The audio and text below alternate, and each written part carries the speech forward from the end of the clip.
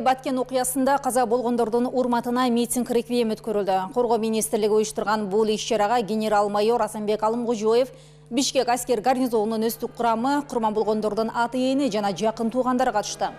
Генералдык штабтын жетекчисинин буйругу менен шейет кеткендердин үй бүлөсүнө 5000 сомдон материалдык жардам көрсөтүлдү. Эске салсак, 1999 жылы август айында Баткен аймагына Тажикстан тараптан 30га жакын куралчан адам кирип, өздөрүн өзбек бийлигинин оппозициясы деп атап, аскердик лагерь курууга аракет кылышкан. Өз убагында кыргыз аскерлери аларды жок кылып, натыйжада 50ге жакын кыргызстандык набыт кеткен. Ушундай митингдер, ушундай иштер өткөрүлсө, бир өзүнүн бир цели это дүйнөгө көрсөтүш керек, что согуш деген жаман, эл адамдар өлөт деген жаман.